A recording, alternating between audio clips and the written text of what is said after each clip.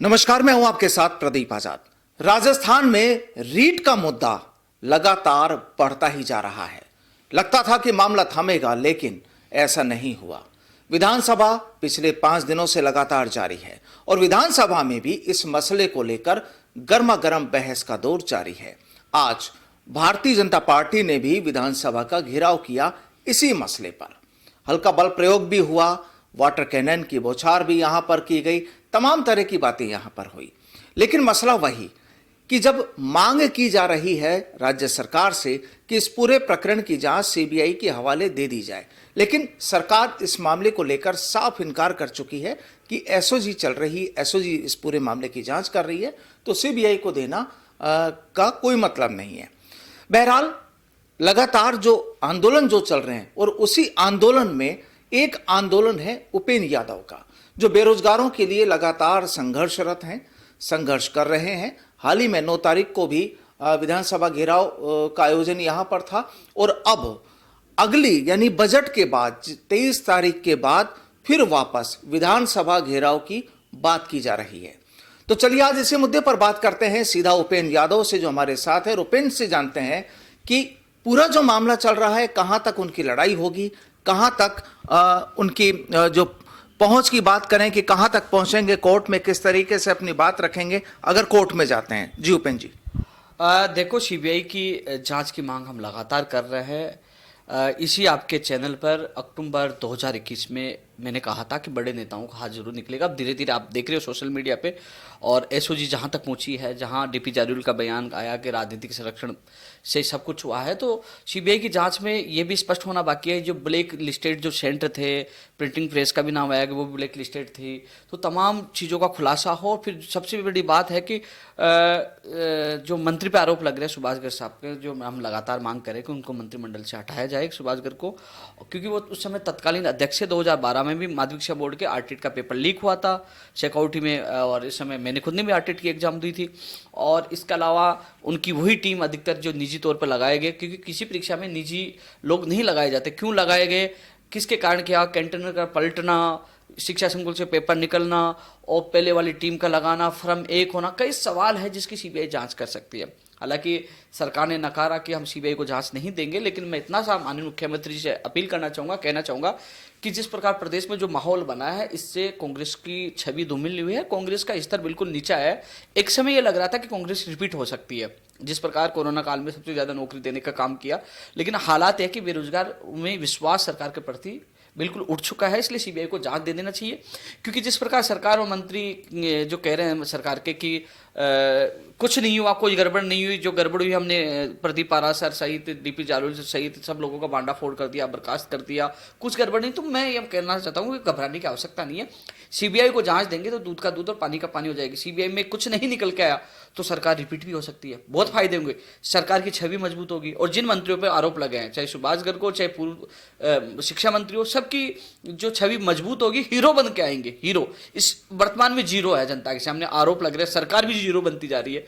तो सरकार को बिना ऐसा नहीं सोचे कि बीजेपी मांग कर रही है, नहीं, बीजेपी नहीं, राजस्थान का हर बेरोजगार मांग कर रहा है। हमने 9 तारीख को बड़ी संख्या में विधानसभा घेराव किया, और आप सर्वे करवा लीजिए, यदि आप सर्वे करवा लीजिए युवाओं से, यदि सर्वे में ये 80% से ज्यादा ये नहीं आता है कि सीबीआई से मांग कि लोग मांग नहीं करते, तो हम सीबीआई की मांग छोड़ देंगे। सीबीआई की मांग आप सर्वे करवा लीजिए, सीबीआई को तत्काल सरकार को दे देना चाहिए, क्योंकि नुकसान हो रहा है, मैं कह रहा हूं बहुत बड़ा नुकसान हो रहा है। तो इसलिए इससे सरकार की छवि मजबूत होगी, मंत्रियों की छवि मजबूत होगी। और यदि कुछ गड़बड़ हुई है, मेरा मानना होता है कि 1000% बड़े नेताओं का नाम आएगा, कि मैंने अक्टूबर 2021 में भी आपके चैनल पे दावा किया था, आज दावा कर रहा हूं, क्योंकि आरटीट का 2012 में पेपर लीक हुआ, ब्लैक लिस्टेड जो सेंटर दिए गए, कई ऐसी विसंगति हुई जिससे ये संदेह के घेरे में, इसलिए सीबीआई को जांच देना तत्काल आवश्यकता है। इसके लिए हम 24 तारीख को फिर विधानसभा घेराव कर रहे हैं, हाईकोर्ट में भी जाएंगे, हाईकोर्ट से भी नहीं है तो सुप्रीम कोर्ट में भी जाएंगे, यानी कि न्यायालय की शरण में भी जाएंगे, मैदान में भी उतर कर लड़ाई लड़ेंगे, लेकिन अंतिम क्षण तक इस चीज के लिए लड़ना चाहते हैं, क्योंकि हम चाहते हैं गिरोह को खत्म करना। तो उपेंद्र जी, आपको क्या लगता है कि सरकार जब लगातार मना कर रही है इस मामले की जांच की, हम सीबीआई की जांच नहीं देंगे, तो क्या लगता है कि वजह क्या हो सकती है इसमें? देखो एक चीज मैं आपको बता दूं, ये सरकार का मैंने बयान देखा, सरकार कह रही है कि भर्ती प्रक्रिया में देरी होगी। तो जब भर्ती रद्द कर दी लेवल 2, अब तो नई सीरियस होगी, तो भर्ती रद्द ही कर दी, तो सीबीआई को देने में सरकार को घबराना नहीं चाहिए।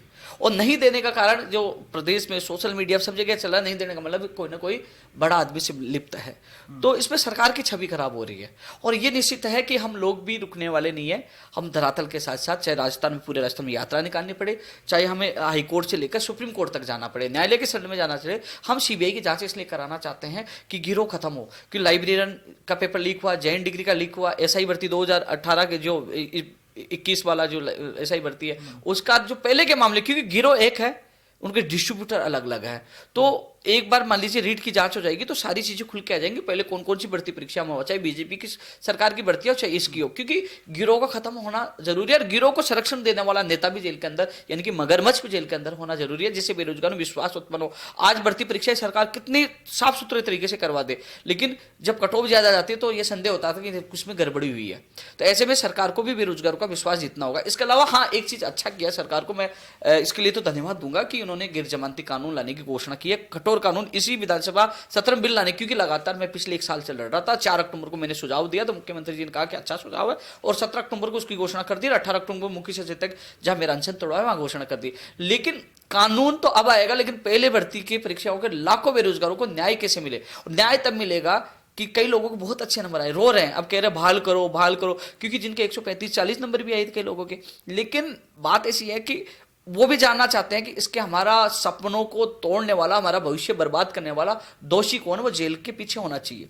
और इसके अलावा एक सबसे बड़ी मांग कि मुझे इस चीज, सरकार का कोई भी प्रतिनिधि इसका जवाब दे, खुला चैलेंज है, बता रहा हूं, पूछ रहा हूं, ये युवाओं की तरफ से पूछ रहा हूं कि डेटा सार्वजनिक करो लेवल फर्स्ट और सेकंड का, क्योंकि 140 से ऊपर कितने लोगों का फर्स्ट में आ रहे हैं, क्योंकि लेवल फर्स्ट वाले कई लोगों के अच्छे नंबर आ रहे हैं, वो भी नहीं चाहते कि उनका भविष्य खराब हो। लेकिन इतने नहीं है कि फर्जी वालों के इतने नंबर आ जाए, तो डेटा सार्वजनिक लेवल 2 का भी करना चाहिए, तो पता चले कितनी गड़बड़ी, क्योंकि सांसद किरोड़ीलाल मीणा जी ने दावे किए हैं और उधर माध्यमिक शिक्षा बोर्ड सरकार के दावा अलग अलग है। तो सदन पे के पटल पर ये पूरे आंकड़े रखने चाहिए, माध्यमिक शिक्षा बोर्ड को आंकड़े ओपन करने चाहिए, जिसका सच का पता चले जनता को कि वास्तव में 1,23,000 हैं 140 से ऊपर, या झूठे आंकड़े, तो सच्चाई सबके सामने आनी चाहिए। और देखिए उपेंद्र जी, यहाँ पर जारोली का भी एक बयान आज जब शुरू में जब पूछताछ हुई थी, जब नाम सामने आया था, तब एक बयान ये भी सामने आया था कि राजनीतिक संरक्षण वाली एक चर्चा भी वहां पर हुई थी। तो उनके बयानों को देखते हुए भी ये लगता है कि कहीं ना कहीं जब तक पीछे पीठ पर हाथ नहीं होगा, तो शायद मुझे नहीं लगता कि किसी अधिकारी की इतनी हिम्मत होगी कि वो कोई भी ऐसा काम करे। और जारोली कहाँ है, इसके बारे में क्या पता है? जारौली जी गुमशुदा है। हमारे संगठन के नाम से किसी ने पोस्टर भी लगाया था, 11 रुपए का इनाम भी रखा था किसी ने। चलो मिल जाएगा तो 11 रुपये हम दे देंगे, क्योंकि संगठन का हमारा नाम लगा था। लेकिन उनका बयान बड़ा महत्वपूर्ण है, और ये तो निश्चित है कि किसी न किसी के बड़े व्यक्ति का हाथ है, तभी तो ये इतना सब कांड हुआ है, और इसकी जांच होने आवश्यक है। हाँ, ये भी स्पष्ट है, कई लोगों को ये लगे कि मैं सीबीआई की जांच, क्योंकि बीजेपी से मतलब नहीं, कांग्रेस को हमने समर्थन दिया था, और कई लोगों ने कहा कि ये तो कांग्रेस ही है। लेकिन आज मेरी पार्टी मेरी युवा है, मेरा युवा जानना चाहता है, मैं युवाओं की पीड़ा समझता हूँ, मेरे कार्यालय में रोज आते हैं, मैं उनकी पीड़ा समझता हूँ। वो जानना चाहते हैं कि ये गिरोह खत्म है, वो जानना चाहते हैं कौन मगरमच्छ है, वो जेल में, इनका सबका बेनकाब करना चाहते हैं। इसलिए सीबीआई की जांच हम पहले भी कर रहे थे, आज भी कर रहे हो, अंतिम क्षण तक करेंगे, चाहे हमें हाई कोर्ट से सुप्रीम कोर्ट तक जाना पड़े, जांच होनी चाहिए। और जाहिर सी बात है कि अगर सीबीआई ने इस पूरे मामले में जांच कर ली, इस रीट मामले में, तो शायद जो पुरानी जो कहानियां हैं उनकी परतें भी उखड़ के सामने आ सकती हैं। बिल्कुल, गिरोह और संरक्षण करता कुछ ही लोग हैं, उनका पर्दाफाश होना जरूरी है। और एक चीज और है, मान लीजिए मुख्यमंत्री जी सीबीआई को जांच देते हैं, सीबीआई जांच में यदि मंत्री भी लिप्त पाए जाते हैं, बड़े ब्यूरोक्रेट्स और बड़े और भी नेता एमएलए जो भी सीबीआई जांच में लिप्त पाए जाते हैं, और उनको सरकार हटाती है, तो सीएम साहब का बड़ा नाम होगा कि देखो सीएम साहब ने तत्काल बेरोजगारों की बात मानते सीबीआई को दे दिया, और उन्होंने उनकी टीम में जो भ्रष्ट थे उनको निकाल के फेंका।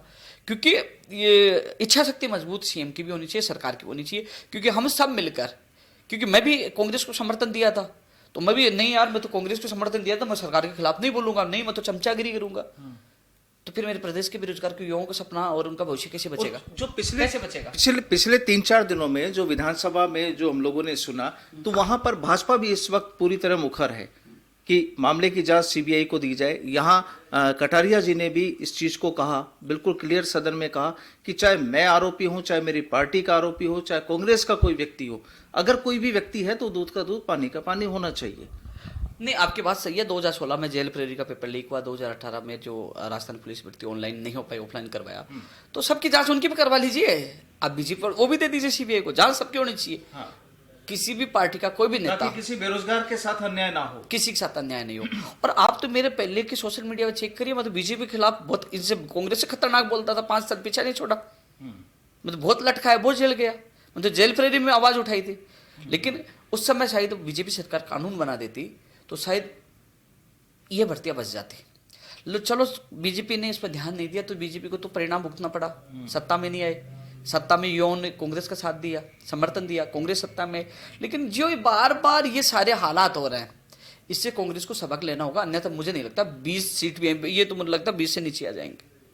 तो आपको लगता है कि अगर सीबीआई की जांच कांग्रेस गवर्नमेंट ने नहीं की तो आने वाले जो विधानसभा चुनाव 1.5 साल बाद जो चुनाव होने वाले, वहां पर इनको खामियाजा भुगतना पड़ेगा? बिल्कुल। मेरे पास तो पूरे राजस्थान के युवा जुड़े हैं, उनकी रिपोर्ट आती है कि संदेह भरे नज़र से ये देखने लगे। हालांकि मुख्यमंत्री जी से मैं कई बार मिला, नो डाउट बहुत अच्छे हैं, सुनते भी हैं और आंदोलन की परिभाषा भी जानते हैं। कई बार कहते हैं कि आप आंदोलन कर रहे हो, हमें पता चलता है कि आप किस मांगों के लिए कर रहे हो। लेकिन अब पूरी सरकार को संदेह की नज़र से देखने लगे कि जो मंत्रियों का नाम आए तो उनकी जांच क्यों नहीं हो पा रही, जिस प्रकार ब्लैक लिस्टेड परीक्षा सेंटर है, कई चीज़ें सामने आई ना, तो पूरी सरकार पर सवाल उठ रहे हैं। और पूरी सरकार मतलब पूरी कांग्रेस पे, और पूरी कांग्रेस पे सवाल उठ रहे हैं। तो यदि कांग्रेस पार्टी को पतन होने से बचाना है तो सीबीआई की जांच देना अत्यंत आवश्यक है। वर्तमान समय में जांच दे देनी चाहिए, जिससे दूध का दूध और पानी का पानी हो जाए। मैं कह रहा हूँ, जांच में सरकार साफ सुथरी निकलती है तो कांग्रेस बहुत मजबूत होगी और मंत्रियों का कद बढ़ेगा और रिपीट हो जाएगी, मैं कह रहा हूँ। और ये नहीं दे पाए, और ये मान लीजिए ये नहीं दे पाए, मान न्यायालय से सीबीआई की जांच हो गई, दोषी पाए गए, तो कांग्रेस का पतन निश्चित है, बहुत बुरी तरह पतन होगा। इसलिए माननीय मुख्यमंत्री जी संवेदनशील है, उनसे मैं ये निवेदन करना चाहूँगा कि आप ये न सोचें कि बीजेपी मांग कर रही है तो हम बीजेपी के करने पर हम दे देंगे, तो नहीं। राजस्थान के युवा चाहता है, क्योंकि मैं हर युवा से जुड़ा हुआ हूँ और राजस्थान के युवाओं की तरफ से, मैं लाखों करोड़ों युवाओं की तरफ से मैं माननीय मुख्यमंत्री से अपील करना चाह रहा हूँ, निवेदन करना चाह रहा हूँ, सीबीआई को तत्काल जांच देकर दूध का दूध और पानी का पानी करवाए। और भविष्य के लिए आज जो कानून लेके आ रहे हो, अच्छा कानून है, कम से कम। और पूर्ववर्ती सरकार ने नहीं सोचा, आपने सोचा, आपने हमारी मांग पे गौर किया और उसको कानून लेके आ रहे, वो धन्यवाद पात्र है। लेकिन वो पहले का खुलासा भी होना जरूरी है, जिससे बेरोजगारों का विश्वास जीत सके। और क्योंकि विश्वास जो खोया है, क्योंकि क्यों खोया है, मैं आपको जेल प्रेरी के बाद जो लाइब्रेरियन भर्ती 2018 है, पुराने पेपर, चयन डिग्री है, आरएस भर्ती का इंटरव्यू जो घूसकांड प्रकरण सामने आया, जो सदस्य का नाम है, तो 5-7 एसआई भर्ती, ये 5-7 मामले सामने। भर्ती की मांग को लेकर भी लोगों के काफी बातें आने लगी कि वो भी रद्द होनी। देखो, अब सबसे बड़ी बात है जो माहौल रीट का गर्म है, तो सब राजनेता रीट आपने देखा होगा, मैं आपके चैनल पे इंटरव्यू में आया हूँ तो एसआई का भी मैंने लगातार जिक्र किया, क्योंकि बेरोजगार तो वो भी है, खुलासा तो उसका भी होना चाहिए। मैंने जेएन डिग्री का भी किया, लाइब्रेरियन का किया, मैंने राजस्थान पुलिस भर्ती जेल प्रेरी का किया, और आरएस घूसकांड प्रकरण जो आरपीएससी एक बड़ी संस्था है, जिसमें सदस्य का नाम है, एलडीसी का नाम है, कार्रवाई, और आज उनको बचा लिया गया। देखिए कैसे बड़ा खेल होता है, क्यों उन लोगों को बचाया जाता है, तो बचाने वाला तो कोई राजनेता है ना, तो उनका भी खुलासा होना, बेनकाब होना जरूरी है। तो अब उपेंद्र यादव की लड़ाई कैसी रहेगी इस मसले को लेकर आगे? 24 तारीख को एक बार फिर घेराव कर रहे हैं, न्यायालय का सहारा भी लेंगे, और फिर सरकार सुनती नहीं है, मान लीजिए सरकार की हम तो नहीं सुनेंगे, साफ जवाब दे दिया, तो पूरे प्रदेश में युवा जागृति एवं सदस्यता अभियान और सरकार के खिलाफ बड़ा अभियान चलाया जाएगा। क्योंकि मैं प्रदेश के हर कोने में हर युवा के पास जाऊंगा, फिर राजस्थान में कांग्रेस को बख्शेंगे नहीं, उखाड़ फेंक देंगे। मतलब कुल मिलाकर लड़ाई कांग्रेस से है या राजनीतिक दलों से है जो इस तरह की चीजों को नजरअंदाज कर रही है? कुल मिलाकर लड़ाई सिस्टम में सुधार को लेकर वर्तमान सरकार से है। और आपने देखा होगा, जहाँ सरकार ने अच्छा काम किया, मैंने धन्यवाद दिया, सैल्यूट किया है। और ये भी मैं आज कहने से कतराऊंगा नहीं कि कोरोना काल में सबसे ज्यादा नौकरियां देने का काम गहलोत जी सरकार ने किया है, कोरोना में दिया है। और भर्तियां अन्य राज्यों की तुलना में राजस्थान में सबसे ज्यादा सरकारी भर्तियां भी आ रही है। जहां अच्छा काम होगा मैं बोलूंगा, बेबाक बोलूंगा, अच्छा किया है। लेकिन जहां यह सिस्टम की वजह से कई लोगों के मैं आंसू देखता हूं, मैं लोगों के आंसू देखता हूं, लोगों का डर देखता हूं। आज युवा आपराधिक दुनिया में जा रहा है, आज युवा जुगाड़ में लग रहा है कि हाँ मैं भी 10 लाख रुपए वाला ढूंढ लेता हूँ, दे देता हूँ और मैं नौकरी लग जाता हूँ। मैं 2018 में जब जेल गया, मुझे रानौली का एक लड़का मिला, बोले मैं मेरी मांग उठाऊँ, तुम्हारी क्या मांग है? बोले भाई साहब मैं राजस्थान पुलिस भर्ती में ऑनलाइन एग्जाम में मैं बैठ गया, 5 लाख रुपए दिए। मैंने पैसे क्यों दिए कि भैया मैं हर परीक्षा में कुछ नंबरों से रह गया था, मुझे लग रहा है कि मेरे पड़ोस के कई लोग सेटिंग करके लगे थे, इस बार सेटिंग के चक्कर में मैं भी आ गया और मैं जेल आ गया। तो कई युवा आपराधिक दुनिया में जा रहे हैं। तो सिस्टम में सुधार होना चाहिए। मेरी लड़ाई किसी कांग्रेस सरकार से नहीं है, किसी पार्टी से नहीं है, मेरी लड़ाई सिस्टम के सुधार को लेकर। यदि कांग्रेस सरकार सिस्टम को सुधार देती थी, युवाओं की मांग मान लेती है, तो मैं राजस्थान बेरोजगार एकीकृत महासंघ भी बंद कर दूंगा और छोड़ के चला जाऊंगा और कांग्रेस को खुला समर्थन करूंगा। और मैं कह रहा हूं यदि युवाओं का विश्वास सरकार जीत लेती है तो दोबारा रिपीट कांग्रेस सरकार आएगी। इसके लिए कांग्रेस को इच्छा शक्ति दिखानी होगी और सीबीआई को जांच देनी होगी। सिस्टम में सुधार के लिए कानून बनाने के साथ साथ बाहर राज्य का कोटा कम करना होगा, भर्ती परीक्षा का कैलेंडर जारी हो, जो तमाम हमने सुझाव दिए उन सुझावों को लागू करेंगे तो कहीं ना कहीं बेहतर कार्य कर पाएंगे। क्योंकि यहाँ पर एक सवाल ये भी उठता है कि अगर सिस्टम में सुधार नहीं हुआ तो आने वाले टाइम में जो और परीक्षाएं जो होंगी, चाहे सरकार ने कितनी ही 62,000 के ऐलान किया हो, तमाम दूसरी परीक्षाओं का ऐलान किया हो, तो दिक्कत तो वहां भी आएगी, माहौल वही चलेगा फिर वापस। देखो प्रदीप आजाद जी, एक चीज मैं आपको बता दूं, भर्तियां खूब निकाल रहे हैं। राजस्थान के अभ्यर्थियों को 20 से 22 राज्यों में नहीं लिया जाता है, भाषा के आधार पर, शैक्षणिक योग्यता के आधार पर निकाल। यहाँ कोई भी आता है, कोई भी बाबा जी का भंडारा समझता है। तो राजस्थान के बेरोजगारों को प्राथमिकता मिले, ये भी बड़ा मुद्दा है। मतलब नाथी का बड़ा है, बाबा जी का भंडारा बोला मैंने, है ना। तो ये इस पर सुधार होना चाहिए। इसके अलावा अभी आरएस भर्ती वाले धरने पे बैठे हैं। जब मैं 5 दिसंबर को मुख्यमंत्री से मुलाकात की थी, धर्मेंद्र राठौड़ जी बैठे थे, मैंने उनको कहा, मैं सब क्या होता है कि कई बार अधिकारी है ना जानबूझकर ऐसी गलतियां कर देते हैं कि किसी का सिलेबस में टाइम 4 महीने का है और ये 2 महीने बाद ही परीक्षा करवा देते, तो वो बेरोजगार धरने पे बैठते हैं। अब सरकार कहती है हमारे आर्थिक हालात गंभीर है, तो आर्थिक हालात गंभीर है तो आप 4 महीने दीजिए, 2 महीने का आपको फायदा मिलेगा। बेचारा बेरोजगार तैयारी सिलेबस के अनुसार वो भी करेगा। अभी आरएस भर्ती में क्या हुआ, ये मेंस में 2 महीने का एक्स्ट्रा टाइम मांग रहे, 2-3 महीने, क्योंकि इनका अचानक सिलेबस चेंज कर दिया। 23 दिसंबर को जो परिणाम आता है, फिर उसके बाद सिलेबस आता है, ये पुराने सिलेबस से तैयारी कर रहे थे, अब कह रहे कि तारीख बढ़ाओ। तो सरकार आर्थिक हालात गंभीर भी बता रही है, तो बढ़ा दीजिए 2-3 महीना, बेचारे तैयारी कर पाएंगे। क्यों नहीं बढ़ा पा रहे? ये छोटे छोटे विसंगतियां हैं। मैंने नहीं, मुख्यमंत्री जी ने मुझे कहा भी था कि ये चीजें आप सुझाव देना। मैंने धर्मेंद्र राठौड़ जी को भी कहा था कि आप फर्स्ट ग्रेड सेकंड ग्रेड कई भर्तियां निकाल लो, अच्छा काम करिए, लेकिन आप सिलेबस जारी करिए कि RS first grade second grade third grade पर कंप्यूटर भर्ती, आप भरपूर समय इनको दीजिए, विद्यार्थी को दीजिए। ये पढ़ाई करेंगे तो ये आपके साथ आएंगे। लेकिन क्या है कि एसी में बैठा हुआ अधिकारी क्या जाने नीचे की समस्या क्या है। सुझाव हम देंगे, लीजिए ना, मेरे से नहीं, और पढ़ने वाले विद्यार्थियों से लीजिए ना। लेकिन वो वहां से कह देंगे अब कमेटी का गठन किया, पूर्व न्यायाधीश हैं, अच्छी बात है, लेकिन कानून ये फर्जीवाड़ा कैसे रोकेगा, ये चीजों का सुझाव तो लीजिए। पहले पूर्व अध्यक्ष महेंद्र कुमार जी की अध्यक्षता में कमेटी का गठन किया 10 अप्रैल को, 15 अप्रैल को मुझे बुलाया, मैंने सुझाव दिए, उनको लागू नहीं किया, बंड डिब्बे में डाल दिया। वो लागू करते तो ये ऐसी स्थिति होती नहीं है। तो हमें अनुभव नहीं, मैंने तो 10 साल हो गए, दोनों सरकारें देखिए, तो कैसे सिस्टम, क्योंकि युवा मुझसे नीचे से जुड़े हुए हैं, तो कैसे सिस्टम सुधर सकता है, इसका अनुभव सरकारों को लेना चाहिए। मैं थोड़ी कह रहा हूँ मुझे युवा बोर्ड का चेयरमैन बना दो या मुझे राजनीतिक नियुक्ति दे दो, मैंने तो लिखित में दे दिया कि युवा बोर्ड का चेयरमैन मुझे नहीं बनाओ। लेकिन जब हमने समर्थन दिया था 1000 आदमियों को लेकर, मैं पीसीसी गया था, तत्कालीन अध्यक्ष सचिन पायलट जी थे, क्योंकि उस समय मोदी जी, अमित शाह जी, इनका एक महासचिव ने एक लेटर लिख दिया था 26,000 लोगों की नौकरी को लेकर। तो उस समय उन्होंने कहा कि 26,000 युवा बेरोजगारों पर कांग्रेस लात मार रही है, तो ये संकट में थे। तब उपेन्द्र यादव याद आया था, तो मैंने 1000 आदमी ले जाके समर्थन दिया कि मैं युवा के साथ है, सत्ता में आ गए। और उन्होंने कहा कि युवा बोर्ड बेरोजगारों की समस्याओं का नीति निर्धारण करेगा और युवा बेरोजगारों को दिया जाएगा, ये तय हुआ था।